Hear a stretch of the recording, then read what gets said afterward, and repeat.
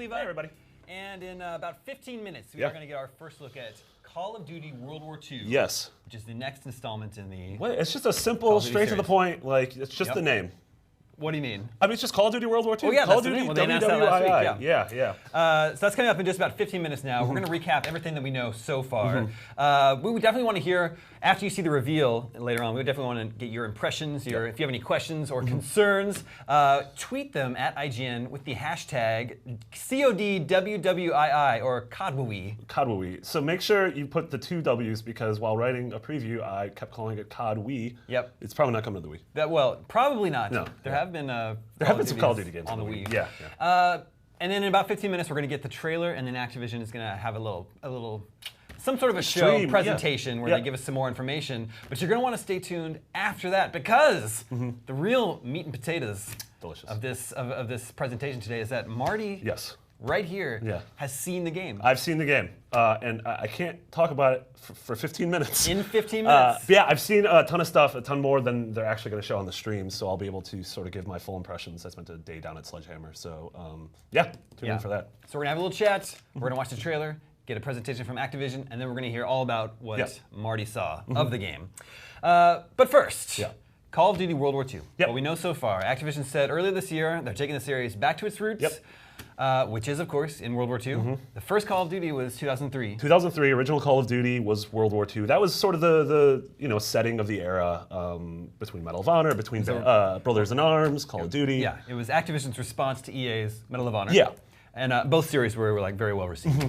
But do you realize the last World War II set Call of Duty was in 2008. That is 9 years ago. Which means that for most of the series' life, it's been a Modern Warfare or an Advanced Warfare series. Yeah, which is insane because also when you think, like, I'm really genuinely curious. I feel like there's so many Call of Duty fans that grew up not on the original Call of Duty or Call of Duty 2, but rather, Modern Warfare. Exactly. And so they're used to wall running, they're used to jetpacks, they're used to, calling in packs of dogs. And so I'm really curious. I imagine this game isn't going to have jetpacks and wall running. Well, we'll have to wait and see. But I'm really curious how, how those fans are going to respond to something like this. Yeah. And that's why.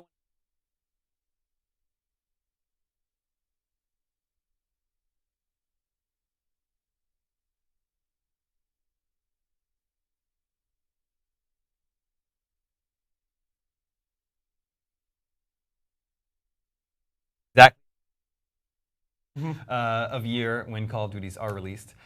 Some promotional materials show it's going to have a season pass. Yeah. And if you pre-order the game, you get into the closed beta. Yes. Apparently. And again, we don't know for sure, but I think we can assume that once again, Call of Duty as a series is probably going to align with PlayStation 4.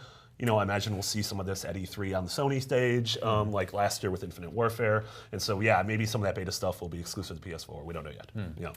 Are you anticipating today's reveal to be more about the single-player side of the game? Yeah, I would imagine so. Honestly, from what we've seen from the key art so far, obviously this seems to be a pretty serious, harrowing tale. A World War II story. And so I would imagine that we get a lot of single-player details, maybe cast, maybe setting, that kind of stuff. Yeah. I'm sure you'll be able to fill us in a little bit more. I will, yes. In just a few minutes. But some of the leaked information tells us that Call of Duty World War II will reportedly be set in Normandy on D-Day, and will have players battle across multiple iconic European locations.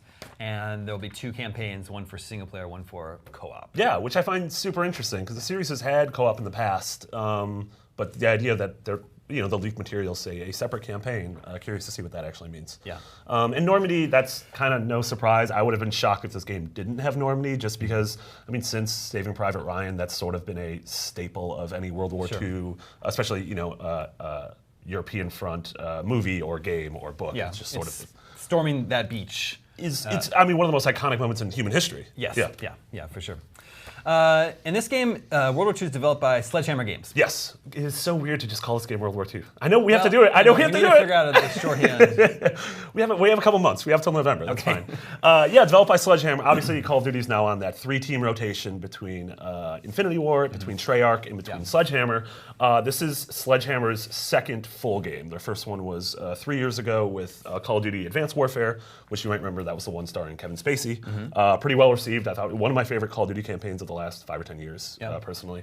And then they were sort of founded as a studio and brought in to help out on Call of Duty Modern Warfare 3, which we know was the game in development when this sort of turmoil happened at Infinity War with Vincent Pella leaving and the team sort of splintering, them going to Respawn. And so I think they were brought in as sort of the fixers for that campaign.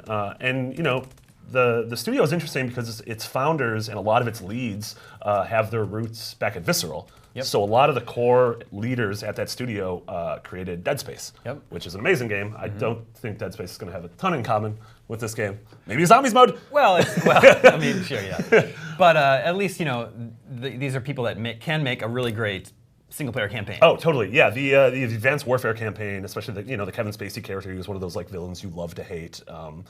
Really great. So I'm really curious to see how they tackle. Obviously, this is very different than sort of the future tech and nanobots and whatnot of Advanced Warfare. But yeah, given the fact that we just I don't think we're going to be seeing any of this in Normandy. But yeah, given that it's, like you said, it's been 9 years since the last Call of Duty, set in World War II, and just sort of that setting as a whole has sort of, slipped out of vogue in terms of AAA shooters. Yeah. Well, of course, so last year, Battlefield 1. Yeah. Sort of that series also went way back. Yeah, totally.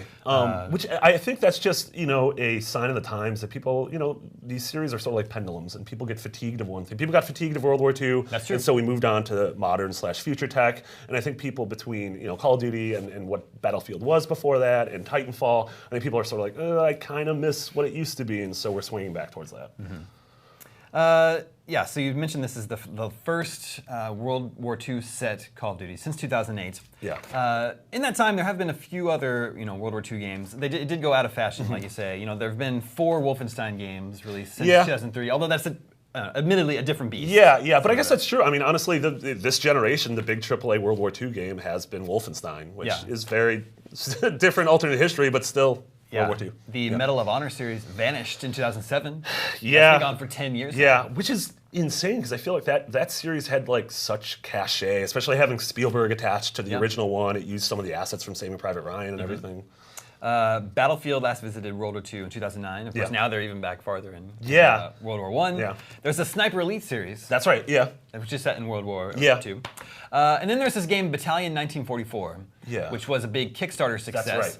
Because it came out trying to fill the void that had been left by Call of Duty, and everyone was really on board with that, and then Square Enix picked it up to publish it. That's right. But the game's still not out now, so now maybe Call of Duty's going to actually beat them to market. I would be really worried if I was that team, especially because it was a totally smart move. I mean, people were getting future fatigue and wanted to go back to sort of the roots of these shooters, but I imagine when that team saw this reveal and was just like, really? It might be a little, they might be a little deflated, but we'll see. That game is still, like I said, it was a big Kickstarter success, and it's still forthcoming. It's got Square Enix behind them. Yeah, so I mean, hopefully it's something interesting. We're about 7 minutes away, 6 minutes away from the trailer reveal for Call of Duty World War II. That'll be followed by a presentation from Activision, where they'll give us some more information on the game. And then Marty will be able to spill the beans. Spill his guts on everything. Just gonna throw up on the desk. Yeah, it's gonna be totally fine. Everything he's already seen the game. He's already seen the new Call of Duty. He's actually gonna be able to sworn to secrecy until 10 a.m. share a lot of information with us. When they announced that Call of Duty would be going back to World War II, some people accused them of trying to copy Battlefield. Yeah, because I mean, we know last year, right around this time when both Battlefield 1 and Infinite Warfare got revealed, the trailers came out to very different responses, especially on YouTube. Battlefield 1 had one of the most, upvoted, applauded trailers in recent memory, whereas Infinite Warfare almost had a hate campaign against it with downvotes, which I found kind of weird because, I thought the Battlefield 1 trailer was better than the Infinite Warfare one, but not to the point where I'm going to rally a mob and try to downvote. To be fair, though, you're a reasonable human being, so I don't really see you doing that for anything. So. But like we mentioned at the top of the show, Call of Duty is a 3-team cycle. And so this game started in development right after Advanced Warfare shipped, which was 2014. And so I think it's just a happy coincidence, sort of the whole Deep Impact Armageddon thing, Ants, Bugs Life, where two studios are just, see the sign of the times and start down a path at the same time. Yeah, I would say this is both EA and Activision just sort of witnessing the trends in the industry. However, I do think the title, though, could be. Yeah. It is very like Battlefield 1. Call of Duty World War II. Those are a little. Yeah, it is. That is. I didn't actually think about that. The title. The thing I'm really interested about this title. Obviously, this year we're focusing on this game, but like, next year is Treyarch's turn. Do we get Black Ops 4, or do we get games called Call of Duty Vietnam? Or going back to Vietnam. Yeah. Yeah. Really interesting. I'm really excited to see more of this. And yeah, like we said, there's the people sort of wearing the tin caps saying that they fast-tracked this development a year ago. That's sort of not how games work. In just a few minutes, we are going to see the first trailer for Call of Duty World War II. We want to know what you think about it. Tweet your comments and questions at IGN with the hashtag CODWWII. Absolutely. You talk about how the Call of Duty is still one of the biggest game franchises in the world. Oh, totally. I think it was the best-selling game of last year, if I'm not mistaken. Infinite Warfare is still in the top 10 in MPD. So anything that's that big is going to have, supporters and haters. Oh, totally, yeah. But in general, I feel like the campaigns are pretty well received by critics. Yeah, and I'm always especially people liked Infinite Warfare's campaign. Yeah, I thought it was really good. I mean, they know how to create tight, short shooter campaigns with really interesting set pieces, cool characters, and cool weapons. And so, and obviously, like, multiplayer has become the thing that so many people flock to. And yeah, it has the haters, but at the same time, like you said, best-selling game of the year. At some point, the haters don't really matter, I think. Yeah, well, I mean, I'm sure when you have the most downvoted trailer in history, that's a little discouraging. Probably matters to you a little bit. So I don't know. It'll be really interesting to see what the response is to the trailer today. Yeah, absolutely. And it's interesting, just the November 3rd date. Like, we're starting to get more and more of these AAA games planting their flags in the fall. And so we know that. What do you mean? That we know, just a date. So we know 2 weeks later, EA is going to have Battlefront 2. We don't know what Ubisoft's plans for the fall yet, even what Ubisoft's games are. We don't know exactly where something like Red Dead or something like Mario are going to fall in. We know Destiny's in September. We know Marvel vs. Capcom is in September. So yeah, that is interesting to consider. What are the big shooters coming out this year? Because last year was kind of a cluster. Oh, especially even EA released Titanfall. It was Battlefield, and then Titanfall 2 came out. Like a week later, and then it was Call of Duty. So and then I think Titanfall 2 suffered for that. But of the announced first-person shooters, they all have dates. We have Destiny in September, and then we have this at the beginning of November, if the leak is true, and then we have Battlefront 2 a couple weeks later. So that already got a date? Yeah, they already got a date at Celebration. Yeah. Those are the only three big shooters this year that we know announced so far. Yeah, again, we'll see if Ubisoft has anything. We'll see. Last year at the Bethesda conference, they teased maybe a new Wolfenstein, so we'll see. Yeah. The last time Call of Duty went to World War II was World at War. And I don't know if we have any footage that we can bring up, but that one, that's like a fan favorite of the series. Yeah, people love it. Maybe like an underdog. Yeah, people love it because I feel like it was post Modern Warfare, but it was the last the last trip to the past. I mean, Black Ops had a couple, sort of segues into Vietnam and everything, but very quickly Black Ops 2, these games became about the future. These games became about exploring tech that doesn't exist, and robots and nanobots and jetpacks. Yeah, and World at War had Kiefer Sutherland. That's right, yeah. So they actually do a lot of stunt casting in the Call of Duty series. I imagine today we'll find out some sort of celebrity casting that's going to be part of the next Call of Duty. Tom Hanks? It's Tom Hanks. It's gonna be reprising his role. You thought he died at the end of that movie. He didn't. In just a couple of minutes, we are going to see or get our first look at the next Call of Duty. Call of Duty World War II in just 60 seconds. That's going to be followed. That's their little stream. That's going to be followed by Activision sharing some more information on the game. After that, Marty is going to be able to go into a deep dive on everything he saw. He's already he visited Sledgehammer Games. He's already seen the game. Yeah, and we're gonna have a ton of after our stream's done. Check out the site. We're gonna have a ton of in-depth previews and news stories and everything. Yeah. So And we want to know what you think of the next Call of Duty. Tweet your questions and comments at IGN using the hashtag CODWWII. And then even beyond that, what were we gonna say? I was just I had a short segue. Hey, go for it. Beyond that, later today, we're also going to be streaming a big Mario Kart 8 tournament. Exclusive. Mario Kart 8 Deluxe. Starting at 1 p.m. Pacific, 1 to 3 p.m. Pacific. Myself and some other. Are you participating in this? I'm not. No. Okay. Myself and some other IGNers are going to be competing in Mario Kart 8 here, right here in the same spot. So stay tuned for that. 10 seconds. We're going to hand you right over to Activision for the full reveal of the next Call of Duty, World War II. Stay tuned afterwards.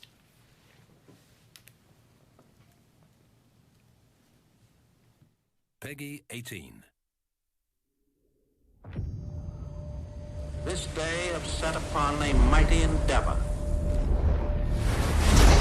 Souls will be shaken with the violences of war. In this hour of great sacrifice, we shall prevail.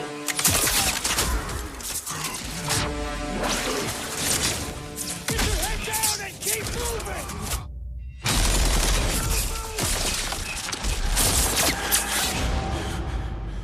We are all that separates the world from darkness. The enemy is ruthless. We cannot, we must not fail. Duty first. Hey, Rave! Won't be enough for you!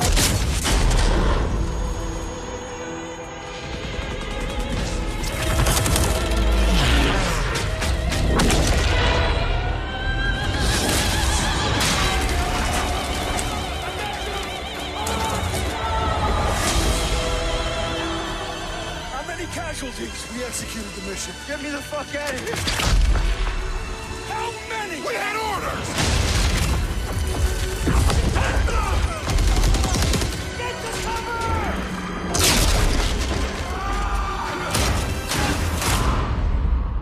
Lieutenant, tell them what we're all about. No mission too difficult. No sacrifice too great. Welcome to the Bloody First. You're a long way from Texas for him, boy.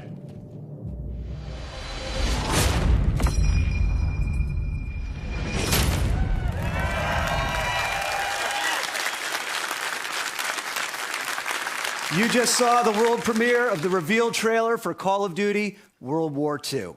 And we're just getting started. We're streaming to you live from the middle of London, but today is all about you, our fans all over the world.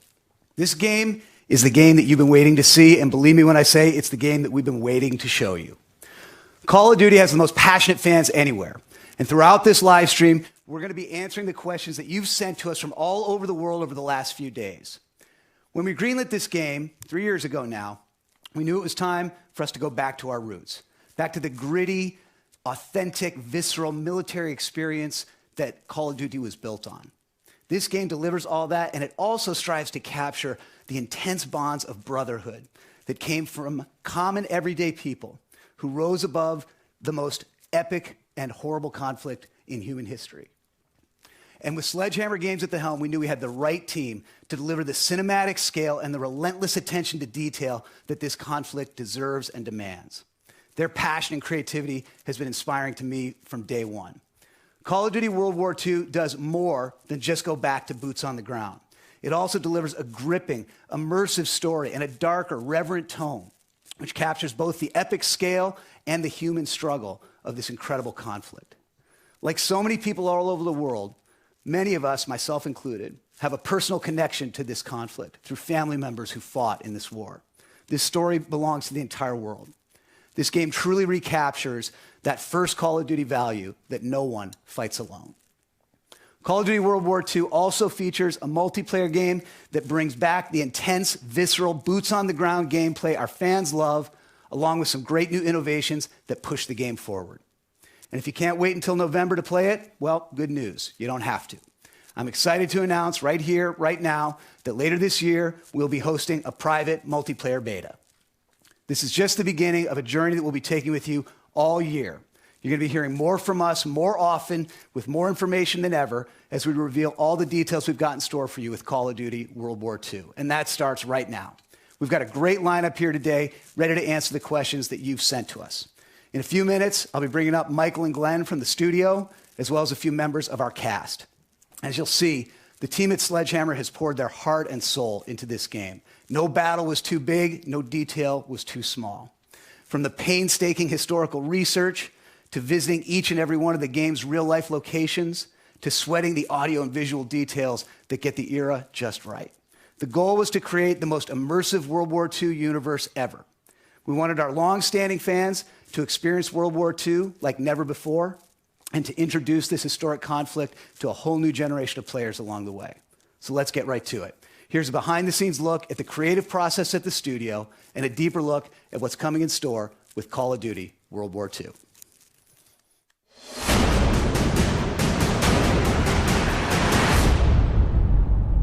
The Second World War goes beyond all boundaries in every category. We see more nations involved in a single conflict. We see casualties higher than ever before. Just a generation before, at the end of the First World War, the Great War, they didn't call it World War I because they expected that nothing like this would ever happen again. And a generation later, something happens that's even bigger and even worse in so many ways. We have the honor of making this year's Call of Duty called World War II. Our chance to tell the epic, gritty, visceral story of the world's greatest conflict. There is a genuine interest in producing a product that is historically authentic.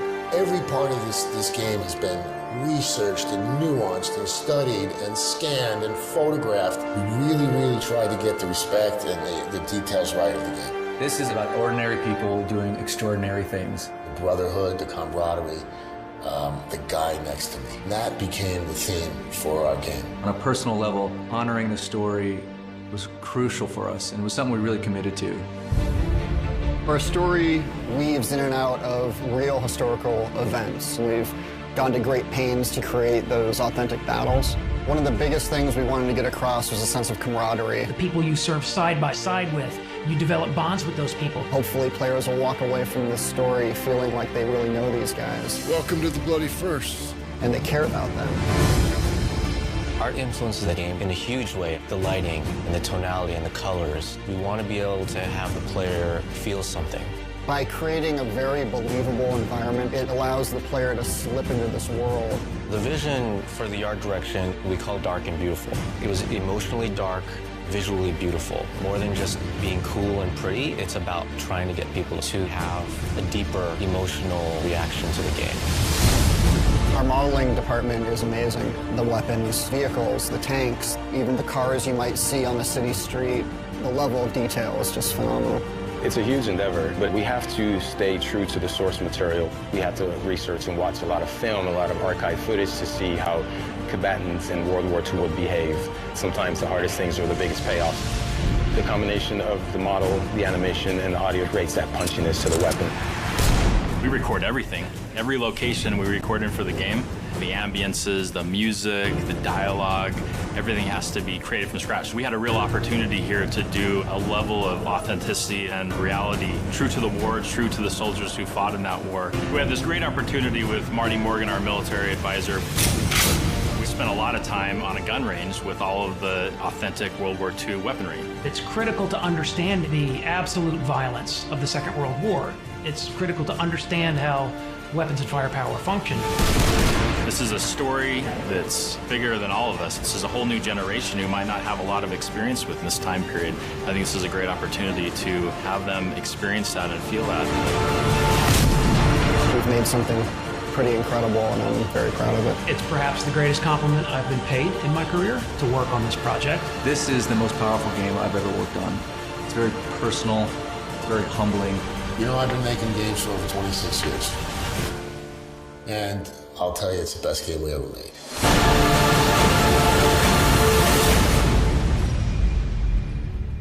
And that is how you do a global reveal, because that's what it was, the global reveal of the new Call of Duty game, going back to World War II. I'm OJ Borgia at the BFI in London, the IMAX screen, the biggest screen in the United Kingdom, which seems a fitting place to have a game of such cinematic scope. Now, watching that trailer for the first time, like you, I was so hyped watching it, and I would be hyped if it was any Call of Duty game. But the fact that Call of Duty is going back to its roots, I mean, I need to just calm down just slightly because I'm overhyped right now. But between the trailer and the video that we just saw, I am dying to know more about this game. And as I'm sure you are, that's why you've tuned into this live stream. So who do we talk to?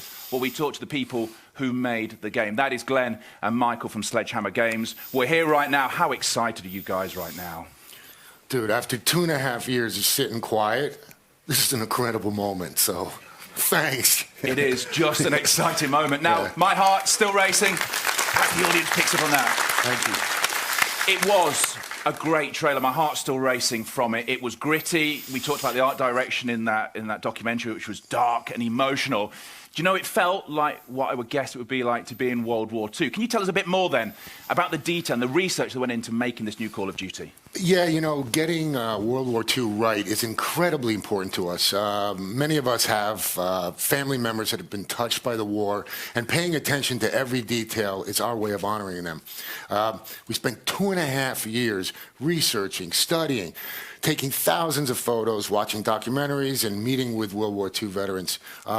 We visited museums, driven vehicles, fired weapons, and used photogrammetry techniques to capture even the tiniest details. Yeah, that's right. Look, we've gone to great lengths to follow in the footsteps of the soldiers of World War II. You know, in addition to Normandy, we literally traveled the routes of the 1st Infantry Division and other Allied units, from the English Channel to the hedgerows of northern France, through Luxembourg and Belgium and past the old city of Aachen, frankly, all the way to the Rhine. And it was great. We dug deep into the historical battle locations where many of the soldiers fought and sacrificed. You talk about history, you talk about the accuracy. Am I right in thinking you had a historian working on this? In fact, we saw him, didn't we? In that mini-doc. Yeah, we certainly did. Marty Morgan, amazing. He's a renowned World War II historian and author. He's been a huge part of the team. He's worked with us for the last 2 years, and he's frankly devoted his life to capturing the stories of soldiers on the front line. And so with him as a cornerstone of our research, and a tremendous sort of asset to the team, he's really helped us capture the essence of war for fans. Now, we only learned about this a couple of days ago. You'll have been sitting on this, I think Glenn said, for 2.5 years. Since the reveal, how are you feeling right now? What have those days been like? Oh, my goodness. It has been really amazing. Unbelievable, frankly. And, yeah, the reaction's been really positive and warming, and really to all the hardworking developers at Sledgehammer Games back home and to everybody at Activision, it's really been great. And for Glenn and I, it's really humbling to have, you know, the opportunity to tell this incredible story of heroism, to honor the men and women who've sacrificed to bring around victory, and what really is history's greatest conflict. And you know, the team back in Foster City is watching the stream right now, and a shout out to all of you, and thanks for your hard work. Because I'm guessing it has been 2.5 years of hard work. Yeah. Really hard work. Now, we've got tons to discuss, more questions that are coming in from you. You can get in touch with us on our social channels. And if they say that no man fights alone, no man presents alone either, because alongside me is a YouTuber. I call him the Crown Prince of Zombies. That is Mr. Dalek JD, who I know is super hyped right now. That is correct, OJ, and I mean, that introduction was beautiful, and I'm just so happy to be here, and he's exactly right. Since Friday, we've been taking in your questions about the game via Twitter, and the response has just been phenomenal, and there is still time to get your questions in if you haven't already. All you'll need to do is make sure that you tweet at Call of Duty, making sure you use that hashtag COD World War II. Now, we already have some tweets to kick off the show. We have at Cal's Tweetings, who says, "I'm so excited. I can't believe it. COD is going back to its roots." See, there you go. That's what a lot of tweets are saying, that Call of Duty going back to its roots. But this is all about gameplay as well. How does it, going back to its root, translate to gameplay? Yeah, Call of Duty World War II returns to that grounded, fast-action gameplay that the franchise was built on. And for us, the core Call of Duty experience, like the conflict of World War II, really puts an emphasis now on rewarding gun skill and strategy. And with an all-new boots-on-the-ground experience that immerses players in the intense combat of World War II like never before, we're bringing some great new innovations too, you know, things that were designed to elevate the player experience, things we want to touch about, but we're going to save for a little bit later in the show. We are indeed saving it for a little bit later on. Make sure you stay tuned to this live stream. There's lots of things coming up. But Dalek, how do you feel about that? I'm extremely excited by the fact that it's been nearly 10 years since Call of Duty has been in the World War II era, and I mean, that in itself is just extremely exciting. And judging by you guys over on Twitter, it seems I'm not the only one. Loads of fans are expressing their excitement around the fact of us being able to experience World War II era weaponry. Fans like Games412412 who tweets in saying, "What kind of weapons will we be seeing in Call of Duty World War II?" Well, the team worked to bring a wide variety of weapons, you know, from both the Allied and Axis forces to life. And for us, authenticity was key. So from the iconic ping of the empty M1 Garand to the power of the first assault rifle, the STG-44, these guns have a real weight to them that is really visceral. And it really, for me, brings me back to my fondest memories of playing Call of Duty with the fidelity now and the brilliance of what's only possible in the latest generation of gaming hardware. No automatic weapons symbolize the brutality of World War II more than the belt-fed MG-42, which you'll see. terrifyingly powerful weapon. There's the bolt-action rifles of World War II and the singular damage that they could inflict in combat, like the M1903. And equipped with scopes or iron sights, these weapons were frankly pretty precise. And of course, Glenn here with his .45 caliber grease gun, running around in spray and pray mode, you know. Let's not start. That just scratches the surface, frankly. The king of spray and pray, eh? So, Glenn, what did you enjoy most then about making a World War II game with the current hardware? Yeah, good question. You know, I really love the detail we can bring to the game nowadays. The way the soldiers walked and talked, the music of the era, the different locations we researched as the big set pieces for iconic battles. In Normandy specifically, it's the emotions created by combining elements like the sound of the .50 caliber rounds hitting the front of the boat, the vehicles crashing into the shore, and taking cover behind the hedgehogs. In each case, we're targeting the most realistic gaming experience possible. And that's what it's about, isn't it? That realistic experience, that visceral sound that goes on as well. Dalek, what else is the community wanting to know? Well, Borg, we have a tweet in from It's Enigma for the Win, who wants to know what locations are we going to be fighting in? Well, the game takes place entirely in the European theater, primarily between 1944 and 1945.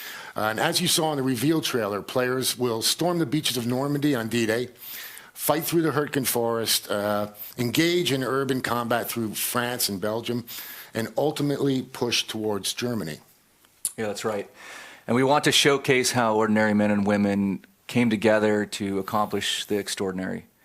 And while the story follows the 1st Infantry Division, we also fold in a story of diverse and global cast of characters like Major Crowley from the SOE. Now he's a UK intel officer who earns recognition for his heroism earlier in the war. He helps plan the Normandy landings and then coordinates with the French resistance activities. Yeah, and while fighting through the German lines in France, players will be introduced to other great characters such as Rousseau, the powerful female leader of the French resistance who forms a close bond with all our cast members, cast of characters, as the story progresses. Throughout much of the campaign, though, you're going to play as Private Red Daniels, a young recruit who is seeing some of his first real action in the invasion of Normandy. He's joined by his best friend, Zussman, a Jewish-American private. You'll follow our squad across the European theater, and we're excited to say that a part of the cast is here today to talk more about the incredible journey. They are indeed. We'll bring them up on stage in a second. Glenn, Michael, don't go anywhere because we will be talking to you later on with some more questions from the community. Keep them coming in. But please do give a warm welcome to Jonathan Tuck, who plays Red's best friend, Private Zussman. If we swap everyone out, let's swap everyone out here as we do this bit. And Jeffrey Pierce, who plays Lieutenant Turner. Thank you very much, guys. Thank you very much. And it's great to have the cast in as well, because one of the great things about Call of Duty has been that. It's been the great storytelling that goes on. And we've got the 3 Js here right now. Josh, I know you've had a huge amount of passion from this game since day one, being part of this project. What most excited you? Well, when I first heard about it, I sat with Brett and with Glenn, and they wouldn't even tell me what the game was at first because it was so confidential. And then, you know, they just told, you know, it was really about what the history of this was about and how much detail they wanted to pay to it.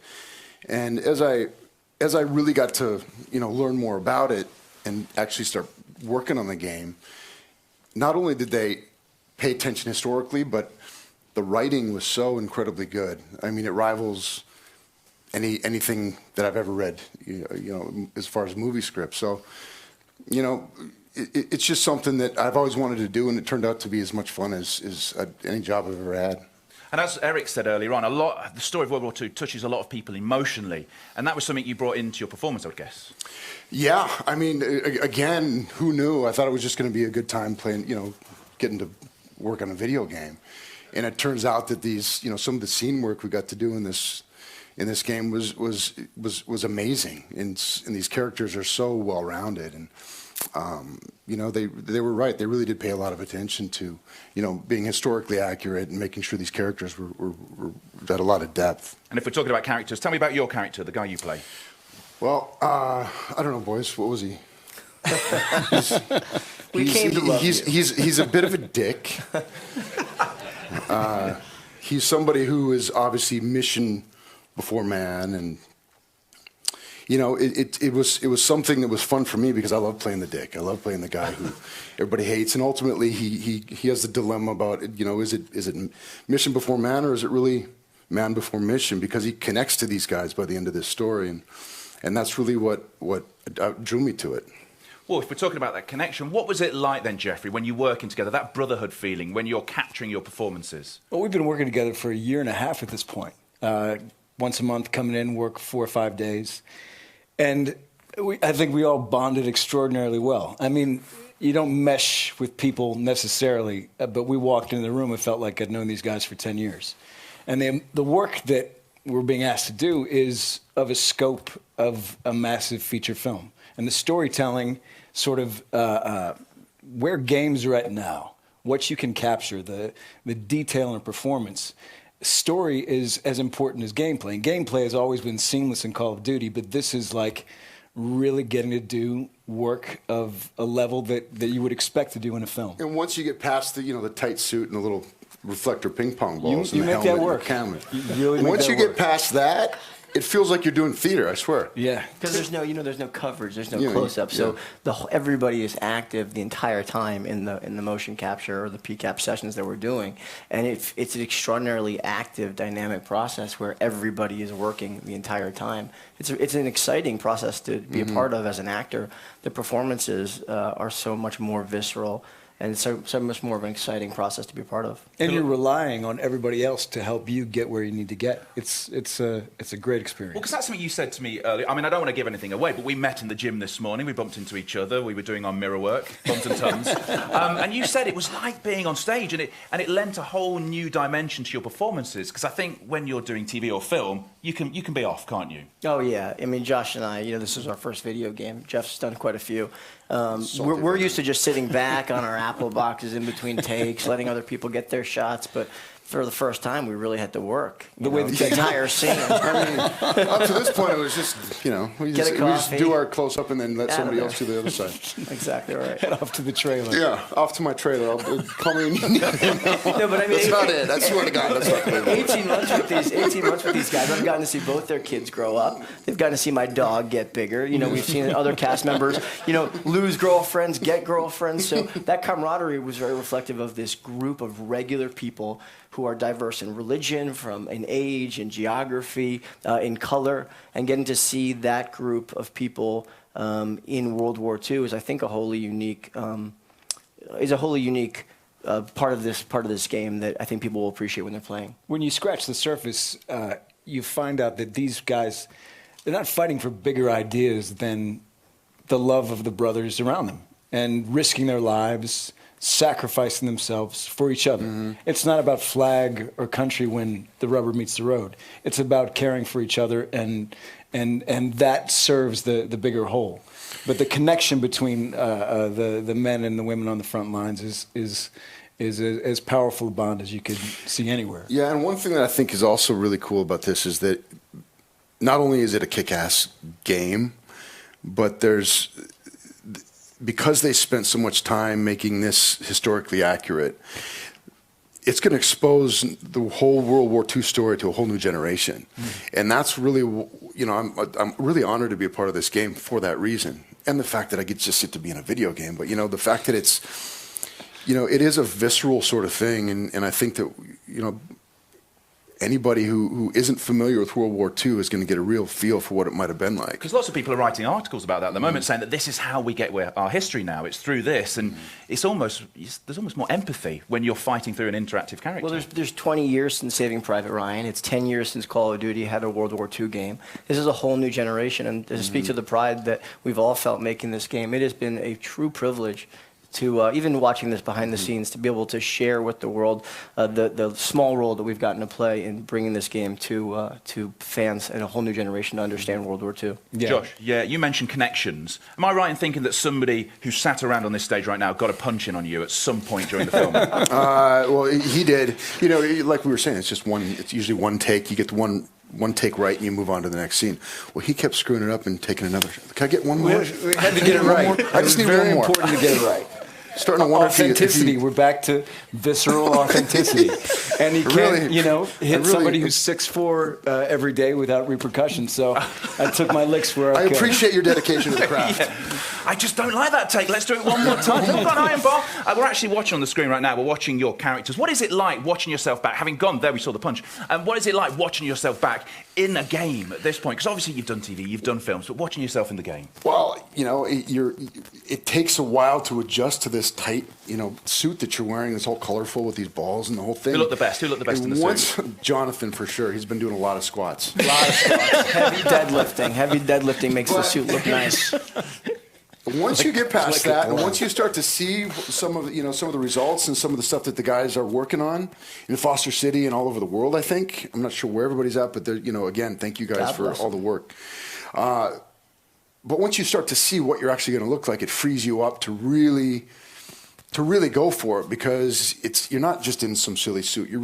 This is World War II, and this is some serious stuff. Yeah. And so it gives you a whole new freedom that you wouldn't otherwise have. You can imagine your breath when when we're doing some of these winter scenes. You can squint at a fake sun and the volume, and those guys who have created this game build that in for you. So that freedom he's talking about, it's so exciting to explore. And I think it sets it up for what Call of Duty is, which is great storytelling. But please put hands together for our cast who've come down here today. The 3 Js. Thank you so much. And all we're talking about there is the campaign. That's just all we're talking about there. Now, Dolly, I would guess you're still excited right now. I mean, I think I'm just in a state of excitement. I can't really get out of it. That was awesome and very insightful to hear from the cast. Now, don't worry, we still have a lot of reactions and general tweets from the community to deliver to Glenn and Michael. We've got just a handful right here. We have Rob Stang, who says, I hope Michael Condrey and Glenn Schofield give us at least a little tease of multiplayer during the reveal. Smiley face. Yeah. And at Woodworth Noah, and this is in all caps, by the way, this is going to be amazing. Loads of exclamation marks. Thank you, thank you, thank you. Now, as I look through all the tweets, there is an enormous amount of questions revolving around multiplayer. Guys, what can you tell us about multiplayer today? So there you go, the community has spoken. That's what lots of people are excited about. Michael, what can you tell us about multiplayer? Oh, my goodness. We have so much to share. Now, we can't show you a lot today, a lot of big stuff coming at E3, but first and foremost, we're talking boots-on-the-ground combat. And, that well-balanced Call of Duty run-and-gun action in a brutal and visceral head-to-head conflict of World War II. So from maps to movement to weapons to melee, our goal was to give players an all-new boots-on-the-ground experience for World War II. And then a bunch of new stuff, right? We've got War, an asymmetrical Allied versus Axis mode where factions fight to capture or defend critical objectives. Now, this mode changes map design, strategy, teamwork, and we're really excited about its potential. We're also excited about Divisions.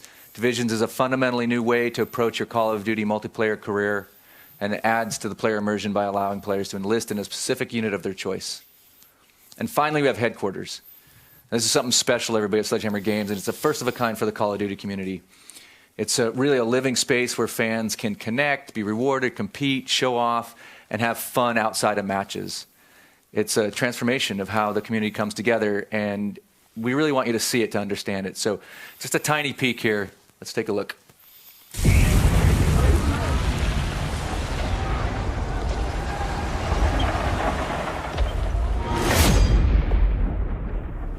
That was a tiny peek. That was a little tinier than I expected, OJ. So when we see more? When we can see more of this? Well, it's coming to E3, MP on the floor. For us, that's the first time Sledgehammer Games has been able to bring it to fans. Mm-hmm. Fans are coming to the conference. So it's going to be big. We're going to bring all that to you at E3. That is going to be excellent. Hey, guys. I'm sorry to interrupt. I mean, multiplayer sounds sensational, but after reading other people's questions, I want to ask one of my own. Now, I know that there may or may not be some sort of co-op mode within World War II. Now, I am quite a big Zombies fan, and there is a lot of people watching around the world that are also in the same boat as me. So we're all asking right here, right now, what can you tell us about this co-op mode? Absolutely nothing. No. Sorry. Yeah, you know, our third mode is it's an entirely new story, and it's a pretty horrifying experience, sort of like your office. You know, for Michael and I, it's our first horror game in years, and we're really, really psyched about it. It's the story of the Third Reich's desperate attempt to create an army in the final stages of the war. We can't wait to share more. In fact, should we show a little something? Just a little tiny little peek. Yeah. Whoa! It's Dalek before makeup. Yes. Oh, thank you very much. Guys, I mean, this says very little, and normally I would be a little disappointed, but how can I be when, I mean, that just looks incredible. I would ask for more, but I'm probably going to get a no, right? Probably. Yeah. At least I tried. That is a Nazi zombie on the biggest cinema screen in the United Kingdom. Yes. And I think that is a fabulous way to end this first look at the Call of Duty World War II than that. It has been an absolute ton of fun, and it's been great having you guys here as well. Yeah, thanks so much. It's been a pleasure. You know, our hearts are full being able to share with fans. And we hope fans are just as excited about Call of Duty World War II as we are to make it. Without a doubt, it really is the most personal and powerful game I've ever worked on. And I know we can speak for all the developers at Sledgehammer Games when I say that we're holding nothing back for November. Yeah, and you know, our thanks again for the support. This game is for you, and I'm sure Michael would agree. We've talked about this before, that this is the best game we've ever made. The best game. The best game. Yes. There you go. So thank you very much to Glenn and to Michael from Sledgehammer Games. It is going to be such a wait till November the 3rd, it really is. So stick it in your iCal, tattoo it to the inside of your eyelids. November the 3rd, that is when this new Call of Duty, going back to its root, is coming out. World War II with this game. Thank you so much for joining us. Keep in touch via the social channels. How should we leave it? The way we came in. Let's have another look at that trailer. This day is set upon a mighty endeavor. Souls will be shaken with the violences of war. In this hour of great sacrifice, we shall prevail.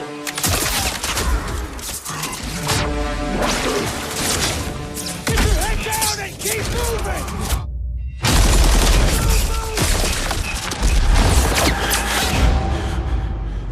We are all that separates the world from darkness. The enemy is ruthless. We cannot, we must not fail. Duty first. Rave! Bumpy enough for you?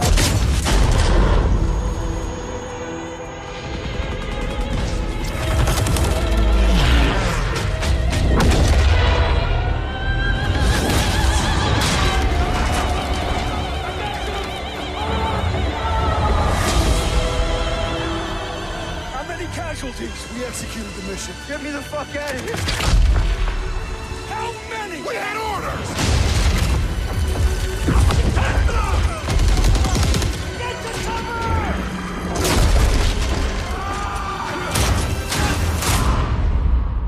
Lieutenant, tell them what we're all about. No mission too difficult. No sacrifice too great. Welcome to the bloody first. You're a long way from Texas, farm boy.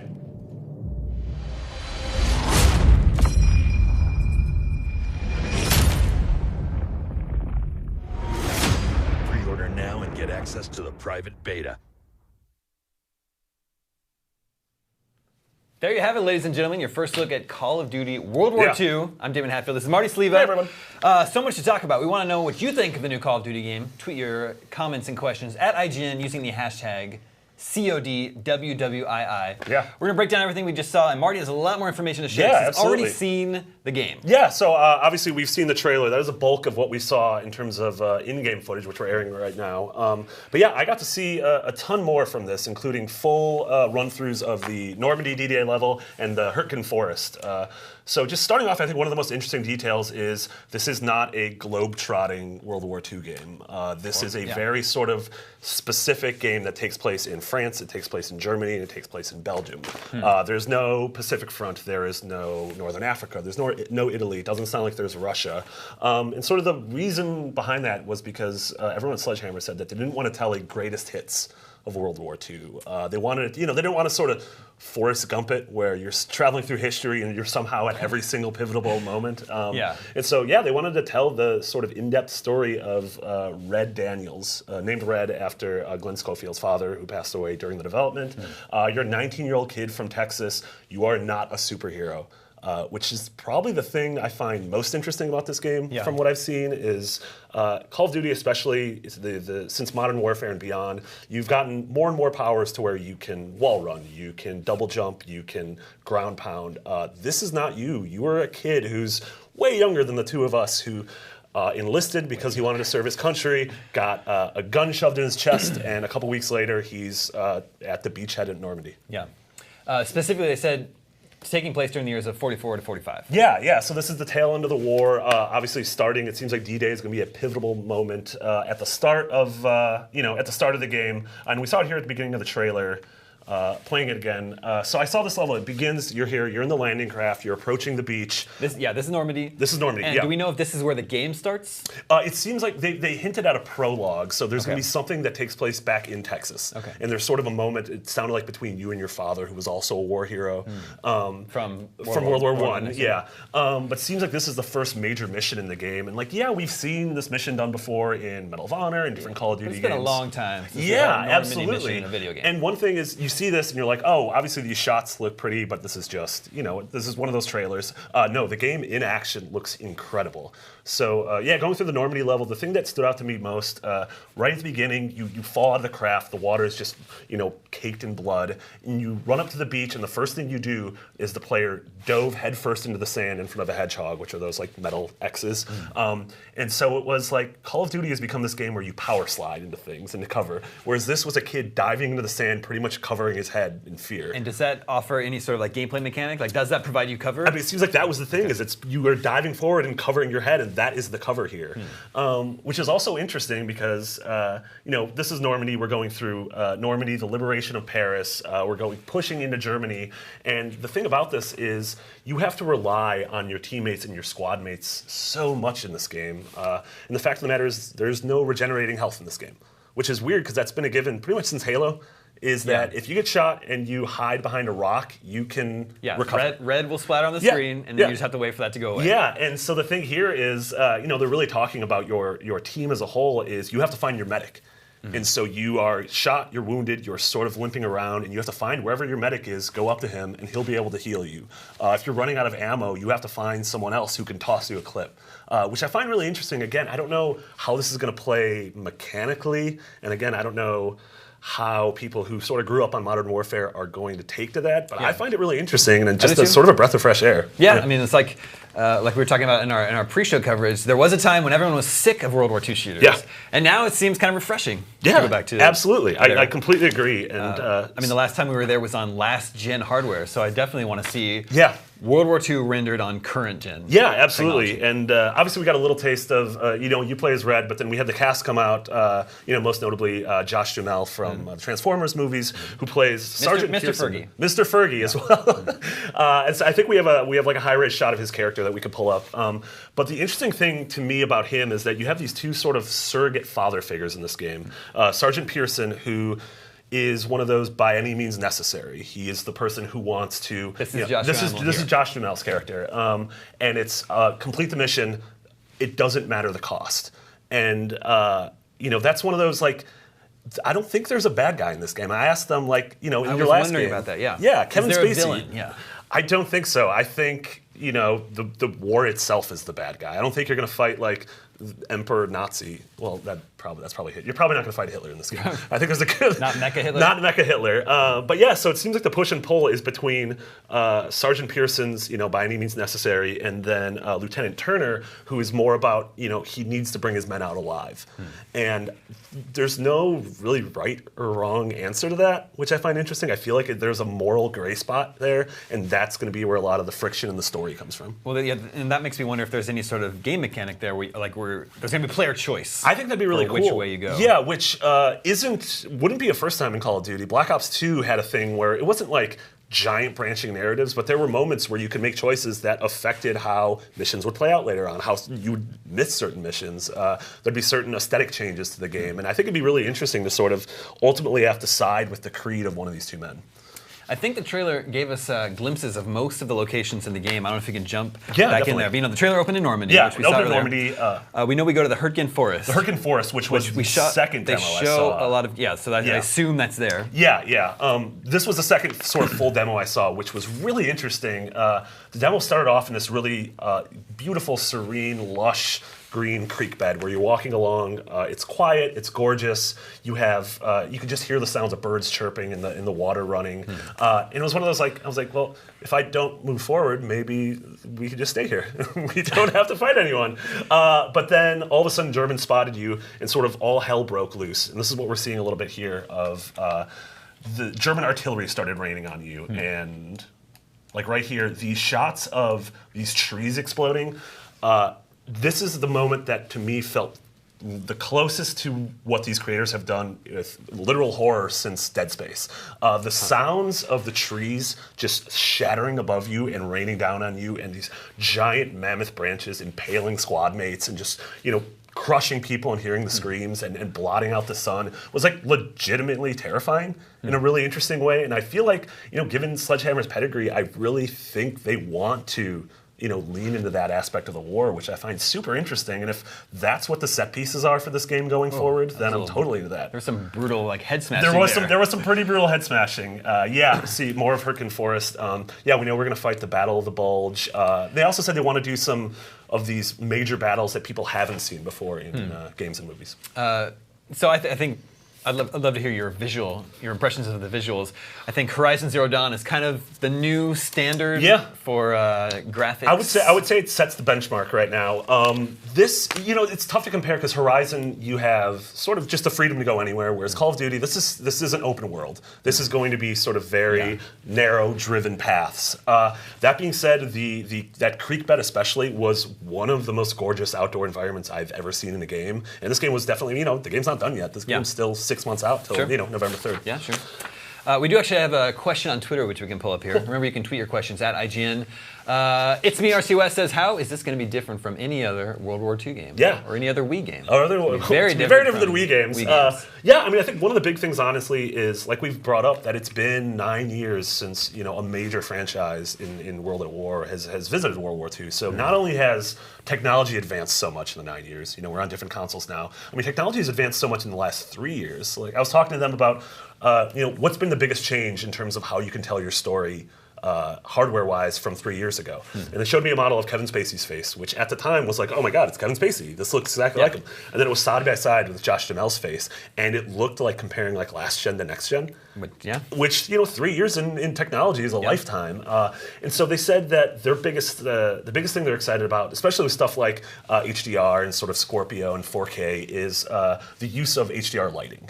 And it is the fact that the lighting can be so natural that you can finally sort of tell a story and have a character say something through a facial expression that you don't need to write the dialogue for, which I think is interesting because movies do that, but up until now, games couldn't really do that. Sure. And then also going into how it's different than other World War II games is the fact that, again, they told me all this on paper. I didn't get to see any of it in action, so take it all with a grain of salt. But they said they don't want to shy away from sort of the social mores of the time, like anti-Semitism and racism and sexism. And they brought up a cast of characters, which is just like, I think it was maybe 12 or 14 pictures of characters, and that included women and people of color and kids and the elderly. And these aren't the people you're playing at, but these are the people you're going to interact with on the campaign. Sure. Yeah.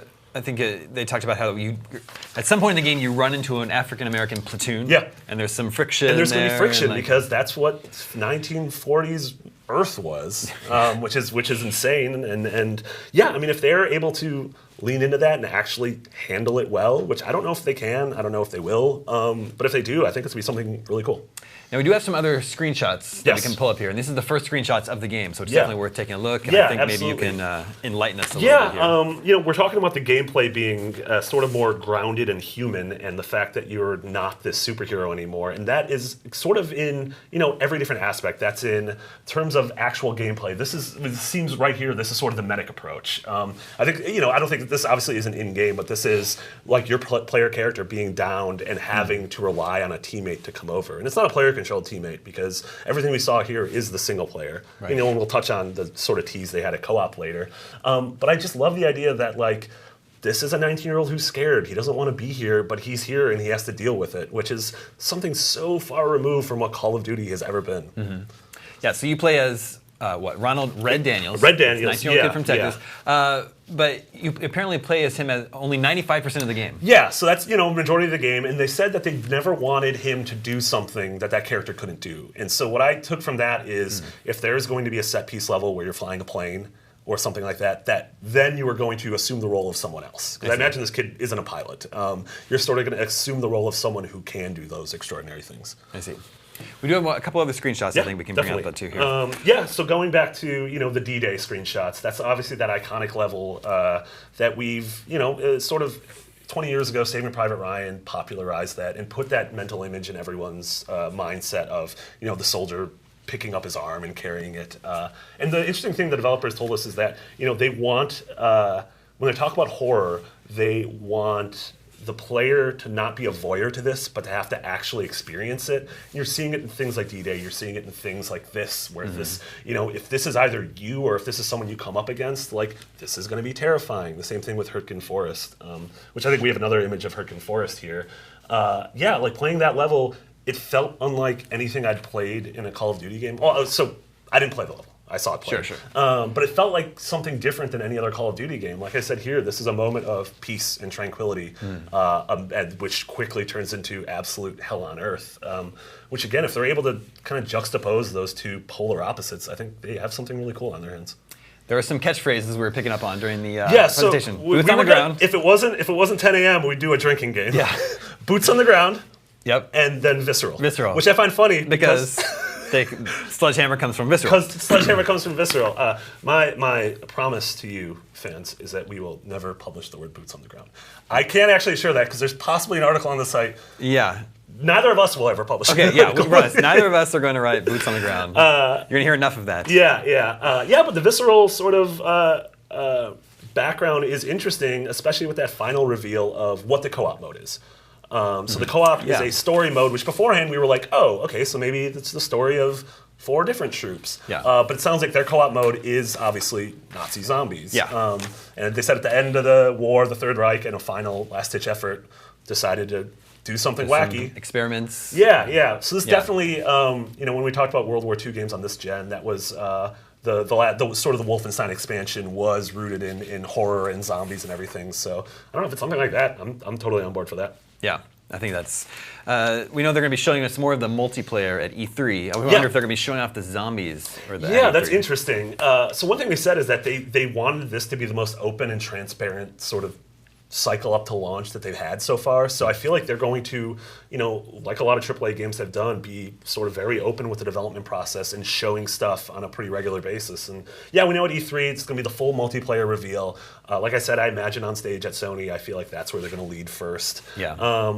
And yeah, some of the multiplayer details we got, sort of the class-based system is now called Divisions, which is sort of going to be how you don't choose you choose like whether you want to be infantry or armored, and then you're ranking up and sort of moving your ranks through like the actual military there, which that's nothing new in Call of Duty and in shooters in general. And you saw Battlefront had the same thing. Obviously, Overwatch has a very similar system. Sure.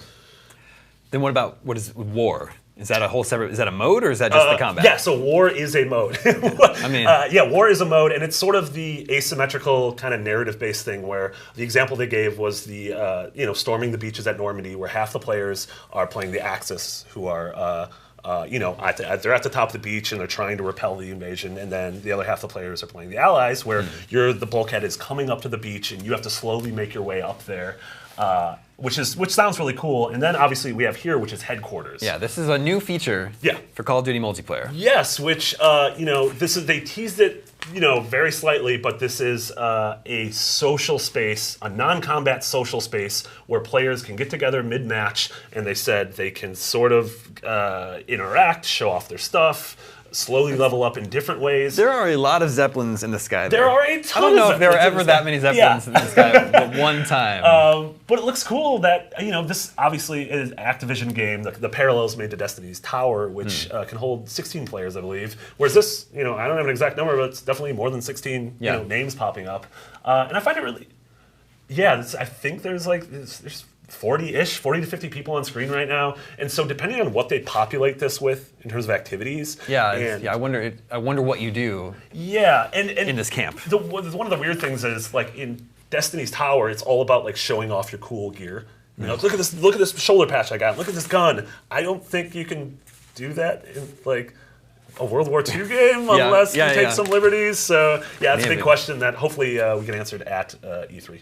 Yeah, I mean, it seems like a lot of the features that have become standard for Call of Duty, it's going to be hard to fit them into this game. Honestly. If at all. Yeah, in a post-modern warfare world. But, I don't know, personally, I think this reveal was super strong. Everything I saw at Sledgehammer, and like I said, everything that they were telling me was a game right up my alley. Whether or not they can, sort of deliver on those promises remains to be seen. I'm definitely intrigued. Like I was saying at the top of the show, the idea of returning to the World War II setting with today's technology sounds really exciting to me. I like the developer's pedigree, big Visceral and Dead Space fan, so I'm definitely on board. Before we wrap up here, if there are any other questions, tweet them at IGN with the hashtag CODWWII. My big takeaway from that trailer is that I appreciate that they didn't use a moody cover version of a well-known pop rock song.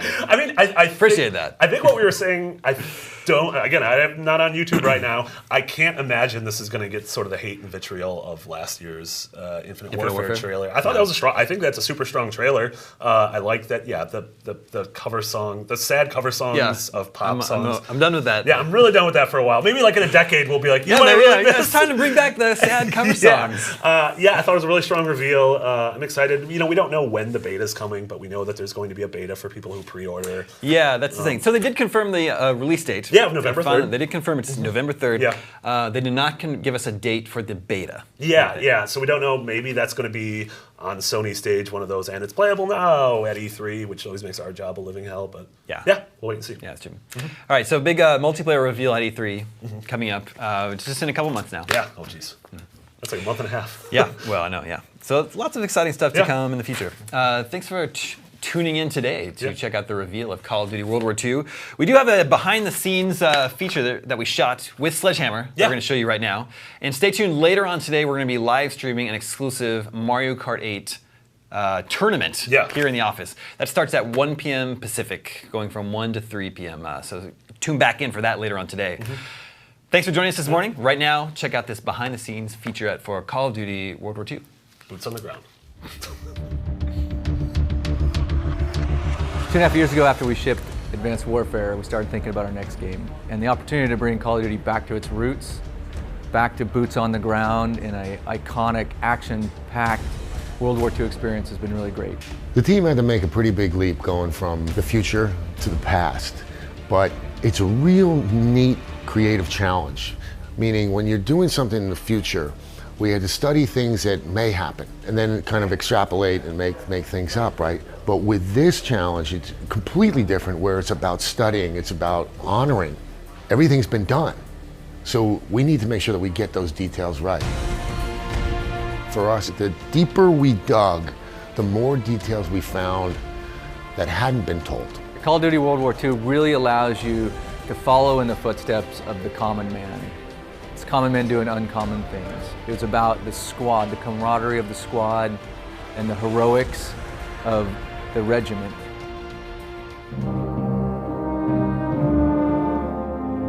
It took us a while to figure out what part of the war we wanted to focus on. I first started looking into what my grandfather did. He was in Italy and then he went down into the desert. And so we picked around 1944 to 1945, when the tide of the war started turning from Germans to Nazis to the Allies. And so we start off with Normandy, and work our way all the way to crossing the Rhine and into Aachen. We chose this particular story because us here at Sledgehammer Games, we're storytellers. We like to tell the story of the individuals and not just this big global thing, which it would have meant changing characters all the time, I think, and trying to fit so much in. When we found that this one area, we could focus. We could focus story, attention, and then we could dig deep, like I said. Instead of just skimming, we're digging deep on this one area. And I mean really deep on it. So you're gonna be seeing some details I know that people haven't seen before. We're super excited to bring Call of Duty World War II to the latest generation of console. I mean, these are really powerful pieces of hardware that allow us to bring to life these experiences. It really opens a lot of doors for us, and we're going to take full advantage of that. There's nothing more exciting for developers to bring their game to life with fans on launch, and November 3rd is going to be something pretty special for us. So on a 3-year journey, we can't wait. We've taken you on quite a journey if you're a fan, where we're going from advanced warfare and you're in the exosuit and all kinds of weapons, to World War II, where you've got, you know, a Thompson or a knife, you know. You don't have all this equipment. You know, we knew it would be a challenge, right? How do you kind of step backwards? But we took it from a different perspective, which was realism. And so when we delved into the realism of really feeling what it's like to carry the gun, of crawling in the mud, of arguing with the other platoon members, we knew that we had something. For us, it's a personal journey. It's rooted in research. It's really a passion, a pride of passion that we're doing to be able to bring it back to where it began almost a decade ago. We spent 3 years, when time went on, making a piece of entertainment, right? You don't know how people are going to react. I'm just hoping that people learn something and really enjoy themselves. Keep coming back for more.